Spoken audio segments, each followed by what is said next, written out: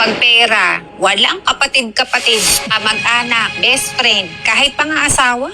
Kapag pera na ang uusapan, maraming relasyon na nagbabago. Yung akala mong habang buhay na kaibigan, pwedeng mawala. Yung akala mong kapatid na laging nasa tabi mo, pwedeng tumalikod. Yung akala mong kamag-anak na handang sumalo sa'yo, pwedeng maglaho kapag ikaw na ang may kailangan. At minsan nga, kahit asawa mo pa, kapag dumating ang matinding problema sa pera, doon nasusubok ang tibay ng relasyon. Kaya huwag mong gagamiting retirement plan, kabaitan ng ibang tao.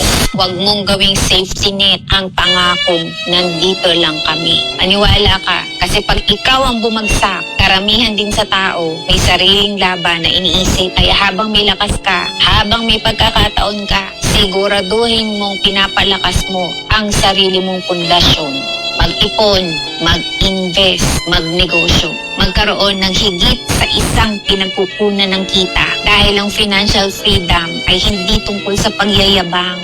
Ito ay proteksyon. Proteksyon para sa pamilya mo. Proteksyon para sa kinabukasan mo. Proteksyon para sa mga araw na walang sasalo sa'yo kung di sarili mo. Ang pinakamasaklap na katotohanan sa buhay, kapag wala ka nang maibigay, marami ang mawawala. Kaya wag mo lang hintaying maranasan ang pag-abandona bago ka kumilos.